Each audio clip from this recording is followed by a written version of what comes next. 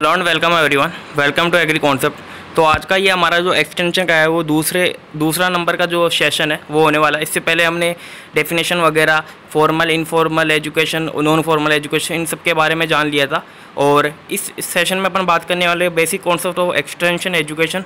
तो इसी के साथ आज के इस सेशन को स्टार्ट करने वाले हैं। इससे पहले मैं बता दूं, चैनल पे नए हैं तो प्लीज़ चैनल को सब्सक्राइब कर ले, साथ में बेल आइकन को प्रेस कर ले। और इस सेशन की पीडीएफ आपको टेलीग्राम चैनल पे मिलेगी, उसकी लिंक आपको डिस्क्रिप्शन में प्रोवाइड करवा दी गई है, आप वहाँ से टेलीग्राम ज्वाइन कर सकते हैं। तो चलिए सेशन को शुरू करते हैं। Basic concept of extension education वो देखने वाले हैं। तो यहाँ पे सबसे पहले जो डेफिनेशन दी गई है वो एक्सटेंशन जो एजुकेशन है उसकी डेफिनेशन यहाँ पे दी गई है। तो एजुकेशन का इसने जो डेफिनेशन दी है वो क्या दी है वो देख लेते हैं अपन सबसे पहले। तो इन्होंने बताया है कि education is the production of desirable changes in the human behaviour. अब एजुकेशन का मतलब ये नहीं है कि जैसे अपन जो किताबी एजुकेशन लेते हैं, स्कूल एजुकेशन लेते हैं, या कॉलेज एजुकेशन लेते हैं, या हायर स्टडीज़ में एजुकेशन लेते हैं, वही एजुकेशन है। एजुकेशन आप घर पे भी ले सकते हो, एजुकेशन किसी चीज़ के रिलेटेड भी ले सकते हो। किताबों वाली एजुकेशन ही है, आप घर पे ले सकते हो। किस तरह दूसरों के सामने आपको पेश आना है, किस तरह दूसरों के सामने आपको बात करनी है, बड़ों से बात करनी है, बड़ों का सम्मान करना है, किस तरह किसान को खेत में खेती करनी है, किस तरह उसको फर्टिलाइज़र देना है, किस तरह उसको सोइंग करनी है, तो वो भी एक तरीके से एजुकेशन के अंदर ही आता है। चाहे फिर वो फॉर्मल में आए, चाहे नॉन फॉर्मल में आए, चाहे इनफॉर्मल में आए, लेकिन वो एजुकेशन का एक पार्ट रहने वाला है। तो इन्होंने बताया कि हम किसी को एजुकेशन देते हैं तो हम क्या करते हैं, उसके अंदर एक डिज़ायरेबल चेंज लाना चाहते हैं, और किसके अंदर, ह्यूमन के बिहेवियर के अंदर। तो कई बार ये डेफिनेशन आपको एग्जाम में देखने को मिल जाती है कि that is the production of desirable change in the human behaviour. तो आप ऑप्शन आपको दिए हुए आएंगे, तो आपको क्या करना है, education in the production of desirable change in the human behaviour. जैसे मेरे को आपके अंदर कोई चेंज लेके आना है, मेरे को आपको सिखाना है कि खेत के अंदर आपको जो मेन्योर है उसको किस तरह देना है। तो वो मेरे को अगर आपको सिखाना है तो क्या करना है, मुझे आपको एजुकेशन दूंगा। और जो मेरा डिज़ायरेबल एजुकेशन क्या है, मेरा डिज़ायरेबल एजुकेशन ये है कि आपको ये खेत के अंदर मेन्योर देना आ जाए, तो ये मेरा डिज़ायरेबल चेंज रहेगा आपके अंदर लाने के लिए। तो ये मैं क्या दूंगा, आपको एजुकेशन दूंगा। तो ये आपको फॉर एग्जांपल से के तौर पे मैंने आपको समझा दिया। और बिहेवियर के साथ साथ मैं आपकी नॉलेज में चेंज आऊँगा। पहले आपको देना नहीं आता था, अब आप उसको मेन्योर को देना सीख गए, तो आपकी नॉलेज आ गया, आपको नॉलेज हो गया कि किस तरह इसको देना है। साथ में आपकी स्किल्स थी, मेंटल प्लस दोनों फिजिकल स्किल्स के बारे में कल इसकी डेफिनेशन देखी थी, और मैंने अच्छी तरीके से इसको समझाया था कि जब प्रैक्टिकली हम किसी चीज़ को करते हैं तो वो हमारी स्किल्स को इम्प्रूव करता है, चाहे वो मेंटली हो चाहे या फिर वो फिजिकली हो। अब ये यहाँ पे डेफिनेशन दी हुई है मेंटल स्किल्स के बारे में, इन्होंने डेफिनेशन दे रखी है। तो मेंटल स्किल्स की अपन डेफिनेशन अगर इसमें देखते हैं तो यहाँ पे दिया हुआ है application of knowledge in solving of the problem of the life. हम किसी भी प्रॉब्लम को सोल्व करते हैं अगर लाइफ की, तो हम क्या करते हैं, एक मेंटल स्किल के द्वारा हम क्या करते हैं, किसी की प्रॉब्लम को सोल्व कर सकते हैं। यहाँ पे मेंटल का मतलब होगा कि आप अपने ब्रेन का यूज करते हो। मेंटल का मतलब यही होता है कि ब्रेन का जब यूज करके हम किसी प्रॉब्लम को सोल्व कर देते हैं, तो हम उसको क्या बोलते हैं, मेंटल स्किल के द्वारा हमने क्या किया, उसको सोल्व किया। अब दूसरा यहाँ पे फिजिकल स्किल्स दे रखा है, तो ability of a person to do any work physically. जब हम फिजिकली किस काम को किसी तरीके से करते हैं, जैसे मैंने कल आपको एग्जांपल देके समझाया था कि एक गड्ढा दिया हुआ है, तो एक आदमी वहाँ से किस तरह से मूव करके जाएगा और दूसरा आदमी उस गड्ढे को किस तरह मूव करके जाएगा। तो उसके अंदर मैंने बताया था कि वो एक तरीके से वो उस गड्ढे को पार करके जाने की क्या होगी, फिजिकल उसकी स्किल हो जाएगी। तो ability of a person to do any work physically, वो किसी काम को करने की उसकी जो एबिलिटी है तो वो किसको बताता है, वो उसकी फिजिकल स्किल्स को बताता है। नेक्स्ट, चेंज इन एटीट्यूड, हम उसके एटीट्यूड के अंदर भी चेंज लेके आएंगे। ये सारी बातें जो मैं बता रहा हूँ आपको, change in skills, mental skills, physical skills, knowledge, change in human behaviour और चेंज इन एटीट्यूड, ये किसके द्वारा आ रही है, ये सारी चीज़ें जो आ रही है वो एजुकेशन के द्वारा आ रही है। तो उसकी सोच, चेंज इन एटीट्यूड का मतलब उसकी जो सोचने की क्षमता है या फीलिंग्स, उसको किसी चीज़ के लिए, पर्टिकुलर चीज़ के लिए उसकी फीलिंग्स है, उसके अंदर चेंज लेके आना। तो वो क्या होगा, हम उसके अंदर एजुकेट कर रहे हैं उसको उस चीज़ के बारे में। जैसे वो किसी चीज़ को पहले हम सोचते हैं कि कोई ऑब्जेक्ट था, उस ऑब्जेक्ट को वो बुरा मानता था, लेकिन था वो अच्छा, लेकिन वो उसको बुरा मानता था। क्यों मानता था, क्योंकि उसके बारे में लैक ऑफ नॉलेज था उस पर्सन को कि इस ऑब्जेक्ट की इतनी खासियत है। उसको पता नहीं था कि इसकी खासियत है, बस उसने देखा और उसने बस यूँ समझ लिया कि यार ये ऑब्जेक्ट ख़राब है। लेकिन हमने जब उसको एजुकेट किया तो उसके अंदर क्या हुआ, चेंज इन एटीट्यूड आया। अब उसको वो बुरा ना समझ के उसकी जो खासियत हमने उसको बताई, तो उसके अंदर उसके प्रति जो फीलिंग थी वो पॉजिटिव हो गई, नेगेटिव होने के बजाय। तो चेंज इन एटीट्यूड भी हम एजुकेशन के तौर पे उसके अंदर ला सकते हैं। फिर बात करते हैं the concept of extension education process के जो कॉन्सेप्ट है, जो किसने दिया था सबसे पहले अगर बात करते हैं डेवलप किसने किया था ये कॉन्सेप्ट, ये हमारे जो डॉक्टर JP लिगान साहब है, इन्होंने ये क्या किया, ये जो कॉन्सेप्ट ऑफ एक्सटेंशन एजुकेशन है उन्होंने दिया था। तो यहाँ पे डेफिनेशन भी उन्होंने बता रहा कि हम कॉन्सेप्ट को किस तरह काम करता है ये कॉन्सेप्ट। तो इसमें अपन देखते हैं, तो इन्होंने बता रखा है the education start with study of present situation. सबसे पहले हम किसी को एजुकेट करना है, हम किसी को कोई एजुकेशन देनी है तो हम क्या करेंगे, पहले उसकी प्रेजेंट सिचुएशन देखेंगे कि इसकी अभी प्रेजेंट में सिचुएशन क्या है, एंड आइडेंटिफाई द प्रॉब्लम। अब सिचुएशन देख ली, फिर उसके बारे में हमने उसकी क्या की, प्रॉब्लम को आइडेंटिफाई कर लिया। अब क्या करेंगे, अब कोई उसकी प्रॉब्लम हमें पता चल गई कि इस आदमी की ये प्रॉब्लम है, उसके बारे में क्या करेंगे हम, based on the problem identified solution are found out. अब उसके हमें प्रॉब्लम का पता चल गया, अब क्या करेंगे, उस प्रॉब्लम का हम क्या करेंगे, सॉल्यूशन निकालेंगे। सॉल्यूशन निकालने के बाद में क्या करेंगे, ऑब्जेक्टिव्स आर फॉर्मुलेटेड। फिर हमारा ऑब्जेक्टिव हम बनाएंगे कि इस प्रॉब्लम को हमें इस तरह, सॉल्यूशन तो हमें पता चल गया, अब उसको किस तरह उस सॉल्यूशन को हमें उस पर्टिकुलर पर्सन तक पहुंचाना, उसके क्या हम ऑब्जेक्टिव्स बनाएंगे, ऑब्जेक्टिव्स फॉर्मुलेट कर लेंगे। उसके बाद में क्या होगा, इन द थर्ड फेज, फिर थर्ड फेज में क्या करेंगे, प्लान बनाएंगे। प्लान बनाएंगे भाई इस जो हमारा ये वर्क होने वाला है, इस पर्टिकुलर इंसान की हमें प्रॉब्लम को सोल्व करना है, प्रॉब्लम का सॉल्यूशन भी हमारे पास है और इसका ऑब्जेक्टिव भी हमने बना लिया। अब प्लान बनाएंगे कि इसके अंदर कौन कौन पर्सन इंक्लूड होंगे और इसको हमें अगर जो सॉल्यूशन है उसको उस तक कैसे पहुंचाना, उसका प्लान बनाएंगे। तो plan of work is taught to how to attain the objectives. हम जो हमारे टीम मेंबर होंगे उनके बताएंगे कि हम ऐसे ऐसे इस काम को करने वाले, उनको प्लान बता दिया। फिर क्या करेंगे, and the entire process is evaluated. अब क्या किया हमने, उसको काम को कर लिया, फिर उस प्रोसेस को एवुलेटेड करेंगे, एवुलेशन करेंगे। मतलब एवुलेशन मतलब जब हमने उसकी प्रॉब्लम का सॉल्यूशन उसे दे दिया, अब हम उनको एवुलेट करेंगे कि जो उसको हमने सॉल्यूशन दिया कि वास्तव में वो उसके लिए फ़ायदेमंद है या नहीं है। तो एवुलेशन करना, जैसे हम एग्ज़ाम दे के आते हैं, उसके बाद में हम आंसर की चेक करते हैं कोई, तो हमें पता चलता है कि यार हाँ 100 क्वेश्चन में से हमारे 70 सही है, 80 सही है, तो हम अपने आप को क्या एवल्यूएट कर रहे हैं अपने को कि हमने जो काम करके आए हैं वहाँ पे, तो हमारा वो कितना % सही है। तो उसको एवल्यूएट करेंगे, इसको प्रॉब्लम का सोल्यूशन को देने के बाद में कि उस वास्तव में उसको उस चीज़ का फ़ायदा हुआ है कि नहीं, वो एवल्यूएट करेंगे। And in the final stage reconsideration about the unattended objective and unaddressed problems is done. और उसके बाद में जो हम एवल्यूएट कर लेंगे, उसके बाद में क्या करें, रिकन्सिडरेशन, मतलब दोबारा उस चीज़ को देखेंगे जो चीज़ें हमने छोड़ दी उसके अंदर, या जो अनएड्रेस्ड प्रॉब्लम्स उसके अंदर रह गई है, तो उसको क्या करेंगे, उसको भी हम देखेंगे और उनको भी क्या करेंगे, अगले स्टेप में क्या करेंगे, उनको सोल्व करेंगे। तो हमारा ये क्या होगा, एक तरीके से किसी भी प्रॉब्लम को सॉल्यूशन करने का ये पूरा प्लान रहने वाला है। इस तरह हम क्या करते हैं, पूरे काम को अंजाम देते हैं इन बेसिस कॉन्सेप्ट के हिसाब से। Next examples of extension education, जो प्रोसेस का जो एग्जांपल्स की अगर बात करते हैं तो यहाँ पे दे रखा है एनालिसिस ऑफ सिचुएशन। सबसे पहले अभी बात की थी हमने, क्या किया गया, उसको सिचुएशन को पता लगाया कि भाई उसकी सिचुएशन कैसी है। फॉर एग्जांपल यहाँ पे दे रखा है this require a large amount of facts.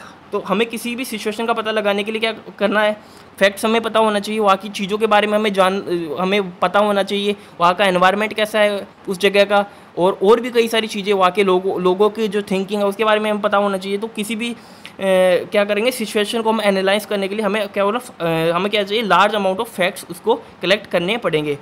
जैसे कि हमें यहाँ पे एग्जांपल की बात करते हैं, विलेज इन्फॉर्मेशन हम लेंगे वहाँ की, जैसे हमें कोई विलेज के अंदर प्रॉब्लम आ रखी है, तो हम क्या करेंगे, वहाँ के विलेज की इन्फॉर्मेशन लेंगे कि वहाँ पे सोइल कैसी है, वहाँ पे क्रॉप्स कौन सी ग्रो की जाती है, नेचर ऑफ इरिगेशन, किस मेथड से इरिगेशन करते हैं, और खूब सारी चीज़ें इसके अंदर हम देखने वाले हैं। उसके बारे में प्रॉब्लम हम आइडेंटिफाई करेंगे, जैसे हमने प्रॉब्लम आइडेंटिफाई की कि वहाँ पे वाइल्ड बोर्स है, हीलियोथीस इन कॉटन है, इलेक्ट्रिसिटी की प्रॉब्लम है वहाँ पे उस गांव में, lack of good market price for produce, वहाँ पे क्या है, जो भी उनका जो प्रोडक्शन हो रहा है उसके लिए जो मार्केट प्राइस है उनको अच्छी नहीं मिल रही है, लो यील्ड हो रही है पेडी की, क्योंकि वहाँ पे वाटर की शॉर्टेज है। तो ये हमने क्या किया, ये हमने एक तरीके से एग्जाम्पल के तौर पर बात करते हैं, हमने क्या, ये प्रॉब्लम हमने आइडेंटिफाई कर ली। अब उसके बारे में क्या करने वाले हैं हम नेक्स्ट स्टेप में, डिसाइडिंग अपॉन द ऑब्जेक्टिव्स। अब हमारे ऑब्जेक्टिव्स है, जो उद्देश्य हैं, उनके ऊपर बात करने वाले हैं कि हम उसके ऊपर अब करना क्या चाहते हैं। जैसे जनरल ऑब्जेक्टिव हुआ to improve paddy yield by adopting SRI method. SRI method में आपको राइस वगैरह में एग्रोनॉमी का जो अंदर पढ़ा होगा, आपने नहीं पढ़ाया तो आपको पढ़ा दिया जाएगा। तो हम क्या करेंगे, अब आपको पता है कि पैडी की यील्ड वहाँ पे कम हो रही है क्योंकि वाटर का वहाँ पे शॉर्टेज है। तो हमारा जनरल ऑब्जेक्टिव ये रहेगा कि पैडी की जो यील्ड है उसको इंक्रीज करना। कैसे इंक्रीज करना, जो SRI मेथड है उसको यूज करके, स्पेसिफिक ऑब्जेक्टिव हमारा क्या रहना है, to improve farmers knowledge by SRI by organizing training program. तो अब क्या करेंगे, स्पेसिफिक जो ऑब्जेक्टिव रहेगा, जो हमें क्या करेंगे, फार्मर की क्या है, नॉलेज बढ़ाएंगे, किसके लिए, SRI मेथड के लिए। पहले उनको नहीं पता था कि SRI मेथड क्या होता है, तब हम उन्हें क्या करेंगे, सिस्टमेटिक राइस इंटेंसिफिकेशन जो हमारा मेथड है उसके बारे में उनको बताएंगे, और उसके लिए क्या करना पड़ेगा, बताने के लिए हमें ट्रेनिंग प्रोग्राम्स ऑर्गेनाइज करना पड़ेगा, और उनके बारे में इसका जो बेनिफिट्स है वो फार्मर्स को बताएंगे। भाई आपको इस मेथड से उगाओगे तो आपको कम पानी के अंदर या कम इनपुट के अंदर ज़्यादा प्रोडक्शन मिलने वाला है। फिर क्या करेंगे, to develop skills among farmers in SRI by conducting demonstration. फिर उसको क्या करेंगे, अब ट्रेनिंग दे दी, बता दी सब चीज़ों के बारे में, वो राजी हो गए, चलो यार अच्छी बात है, ये मेथड हम कर लेंगे, लेकिन उनको स्किल्स भी सिखानी पड़ेगी। भाई इस मेथड को हमें करना कैसे है, बताने से कुछ नहीं हुआ, उसको करके दिखाना पड़ेगा। तो क्या करेंगे, उसका डेमोन्स्ट्रेशन करेंगे, उनको करके दिखाएंगे, फिर उनको क्या हो जाएगा, उनके अंदर क्या हो जाएगी, फार्मर्स के अंदर स्किल्स इंप्रूव हो जाएगी। नेक्स्ट अपन बात करते हैं इसके अंदर फिर टीचिंग प्लान ऑफ वर्क। अब हमारा जो प्लान ऑफ वर्क है, भाई इस वर्क को हमें इस तरीके से काम करना है, वो हमें हम उनको बताएंगे कि भाई हम ऐसे इस काम को करेंगे। तो this involve choosing the content और what is to be taught. इसके अंदर हम क्या करेंगे, कंटेंट का जो चूज़ करेंगे, हम कौन सा कंटेंट इसके अंदर यूज़ करेंगे, क्या क्या चीज़ें यूज़ करने वाले हैं और क्या चीज़ें हम उनको सिखाने वाले हैं। नेक्स्ट इसके अंदर बात करेंगे methods and technique of communication. किस मेथड्स और किस टेक्निक से हम क्या करेंगे, फार्मर से कम्युनिकेट करेंगे, उस चीज़ का हम क्या करेंगे, प्लान हम बना रहे हैं। Next evolution of teaching. अब क्या किया, हमने पूरा काम कर लिया, प्लान बना लिया, सब कुछ वहाँ पे करके दिखा दिया उनको। अब क्या करेंगे, इवेलुएट करेंगे, जो भी मैंने आपको बताया था कि उसकी जो हमने वास्तव में जो चीज़ किया है उसका हमने क्या परिणाम हमें मिला, क्या उसका रिजल्ट हमें मिला, तो वो देखेंगे। तो this determines what extend objective has been reach. मतलब हमारे जो उद्देश्य थे वहाँ तक हम किस हद तक या किस लेवल तक हम वहाँ तक पहुँच चुके हैं। मतलब जो हमें करना था उसको हमने कितनी % तक कर लिया। जैसे 100% करना था तो हमें 80% किया, 95% किया, या कितना 100% किया तो कितना किया, वो हम क्या करेंगे, इस एवोल्यूशन जो स्टेप है इसमें देखेंगे। This will also be a test to how accurately and clearly the objective have been stated. तो यही बता रहा था कि हमने कितने एक्यूरेसी के साथ और कितनी क्लियरिटी के साथ हमने क्या, जो हमारे ऑब्जेक्टिव्स थे, जो हमारा प्लान था, उसको हमने क्या किया, कंप्लीट किया। तो इसमें हमें ये चीज़ डिटरमाइन करते हैं। फिर आएगा रिकन्सिडरेशन का मैंने मतलब बताया कि रिकन्सिडर करेंगे उसके अंदर कि हमने क्या क्या कमी इसके अंदर रख दी। अगर कोई कमी रही है तो हमें आगे जो उसको प्लान को दोबारा एक प्लान बनाएंगे, उसके अंदर उन सब कमियों को क्या कर देंगे, पूरा कर देंगे। तो this step consider review of the previous efforts and results which रिवेल a new situation. और उन जो चीज़ें कमी रही है उनको तो देखना ही देखना है, साथ में हमने जैसे कोई काम किया है तो उसके अंदर उसके कारण भी थोड़ी बहुत कुछ प्रॉब्लम्स उनको क्रिएट हुई है, तो उनको भी हम देखेंगे। फिर अगले जो हम नेक्स्ट जो प्लान बनाएंगे तो उनके अंदर उन सब चीज़ों का ध्यान रखा जाएगा। This process is continue. फिर ये 2 4 5 स्टेप मैंने बताई है, तो ये क्या कि कंटिन्यू होती रहती है। नेक्स्ट एक मिनट, अब ऑब्जेक्टिव्स की बात कर लेते हैं। हमारे एक्सटेंशन की क्या क्या ऑब्जेक्टिव्स है, तो इन्होंने बता रखा है objectives are expressed on the end towards which our efforts are directed. Objectives की कई बार डेफिनेशन आती है, तो ये आपको याद रखना है कि ऑब्जेक्टिव की डेफिनेशन क्या होती है। तो ये होती है ऑब्जेक्टिव की डेफिनेशन, जो objective are the expression to the ends towards which our efforts are directed. जैसे कि ये हमारा ऑब्जेक्टिव है, जैसे कि मुझे इस एग्ज़ाम को पास करना है, तो ये मेरा क्या हुआ, ऑब्जेक्टिव हुआ। और यहाँ पे कौन हूँ, मैं हूँ, यहाँ पे मैं हूँ, वीरेंद्र चौधरी हूँ। यहाँ पे मेरा ऑब्जेक्टिव है, मुझे इस एग्ज़ाम को टारगेट कर लिया। इसके बीच में अब इसको पाने के लिए जो मैं एफर्ट्स लगाऊंगा, उसको ये क्या मेरे हुए ऑब्जेक्टिव, ये मेरे हो जाएंगे। तो इसी को ऑब्जेक्टिव की डेफिनेशन बोलते हैं कि objective are the expression toward the ends towards which efforts are directed. इस मतलब मैंने उस एग्जाम को पास करने के लिए कितने एफर्ट्स लगाए हैं, वो क्या है, मेरे ऑब्जेक्टिव्स है। तो ये क्या हो जाएगी, ऑब्जेक्टिव की डेफिनेशन हो जाएगी। फिर ये बता रहा है the fundamental objective of extension is the development of the people. और हम जो हमारा एक्सटेंशन की अगर बात करते हैं तो हमारा ऑब्जेक्टिव क्या होना चाहिए कि हम जो लोग हैं उनका क्या कर पाए, डेवलपमेंट कर पाए, उनको अच्छा लिविंग स्टैंडर्ड दे पाए, और उनका क्या करें, इनकम अच्छी दे पाए, मतलब उनका जो इनकम है उसको हम क्या करें, इंक्रीज कर पाए। फिर यहाँ पे जनरल जो ऑब्जेक्टिव्स है एक्सटेंशन के वो यहाँ पे बता रखे हैं, to assist people to assist people to discover and analyse their problems, their felt and unfelt needed. So हम क्या करेंगे कि हम पीपल्स तक पहुँचेंगे, उनकी जो प्रॉब्लम्स वगैरह है उनको एनालाइज करेंगे और उनको क्या करेंगे, उसका सॉल्यूशन देंगे। To develop leadership among people, और जो गांव के लोग हैं, जो विलेज के पीपल्स है या फार्मर्स है, उनके अंदर लीडरशिप पैदा करनी है हमें, ताकि उनकी कोई भी प्रॉब्लम हो तो वो अपने लीडर को बताए, फिर लीडर उनकी बात को आगे रखे, जिससे कि उनको क्या मिले, सॉल्यूशन मिल पाए।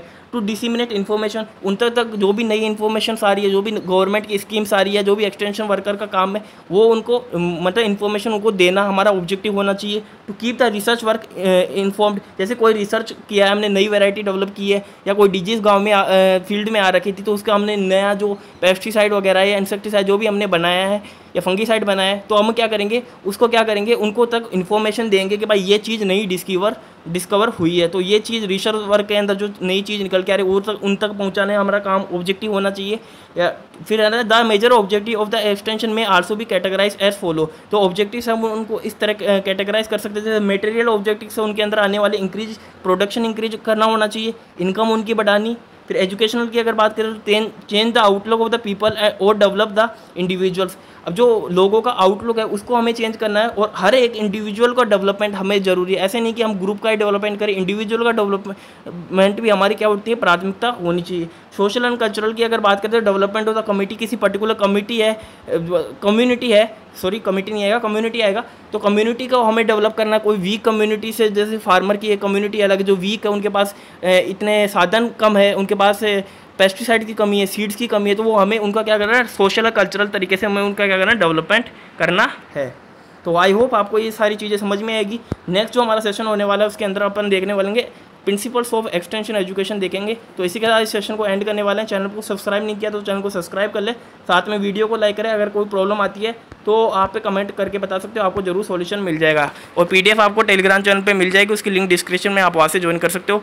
इसी के साथ इस सेशन को एंड करेंगे। जय हिंद, जय भारत।